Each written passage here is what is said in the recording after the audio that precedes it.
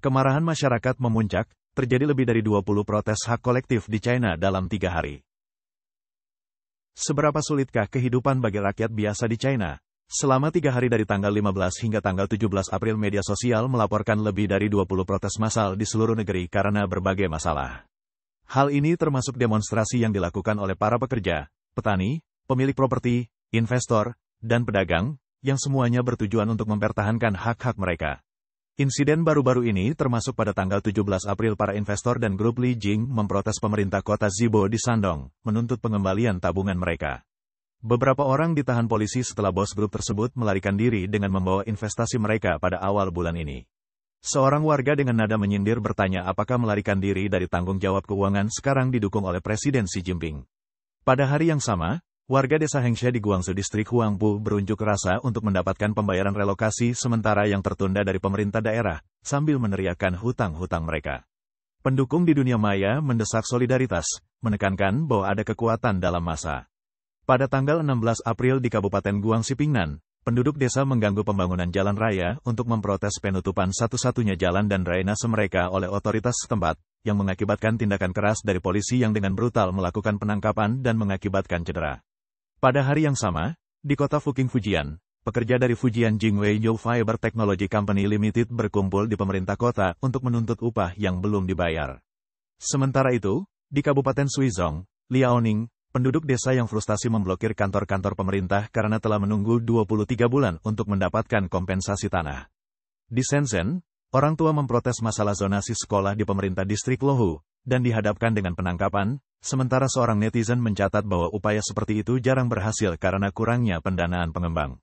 Di Fangchenggang Guangxi pada tanggal 16 April pemilik rumah dari sebuah proyek bangunan yang terhenti dihentikan oleh polisi selama protes mereka di balai kota, dengan menyatakan bahwa kerugian mereka akan ditangani oleh sistem sosialis, sebuah klaim yang ditanggapi dengan skeptis terhadap penindasan pemerintah. Pada tanggal 15 April di Suizhou Hebei, lebih dari 100 investor menuntut pembayaran kembali pinjaman yang telah jatuh tempo dari perusahaan penyediaan air Yulong di balai kota, menyoroti masalah sistemik di mana perusahaan dapat menyatakan bangkrut namun individu tidak bisa. Selain itu, karyawan Tangfeng Tang Hot Spring Story di Dalian Liaoning juga menuntut gaji yang belum dibayarkan oleh pemerintah setempat. Di Tianshui Gansu, pemilik rumah ditangkap saat menguji proyek real estate yang belum selesai di kantor pemerintah distrik Qingshui, menegaskan ketegangan yang sedang berlangsung antara warga dan otoritas setempat. Pada tanggal 15 April di Pingdingshan, Henan, lebih dari 100 pekerja sanitasi memblokir pintu masuk pemerintah kabupaten dan menuntut upah mereka yang terlambat. Protes baru-baru ini di China termasuk pemogokan oleh pekerja gigi di Shenzhen, tuntutan investor di Shanghai, dan bentrokan lahan di Nanyang. Di tempat lain, perselisihan atas sewa, upah, dan pengelolaan properti yang belum dibayar telah memicu protes dan kekerasan di Hunan, Henan, Jiangsu, Guangxi, Shandong. Sebuah insiden mencolok di Chongqing pada tanggal 15 dan tanggal 16 April di mana terlihat para pemilik rumah memprotes biaya parkir, sehingga mengganggu lalu lintas lokal selama 2 hari.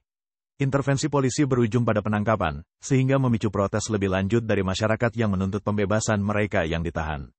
Situasi meningkat ketika pasukan polisi tambahan dipanggil, yang mengakibatkan beberapa orang terluka di antara pemilik rumah yang melakukan protes. Protes tersebut menunjukkan adanya ketidakadilan di bawah pemerintahan PKC, di mana pemerintah mengabaikan kebutuhan warganya, sehingga tidak ada ruang untuk mendengarkan keluhan-keluhan mereka. Meskipun tekanan oleh polisi yang melibatkan penangkapan dan penyerangan, ketidakpuasan dan konflik masyarakat terus tumbuh.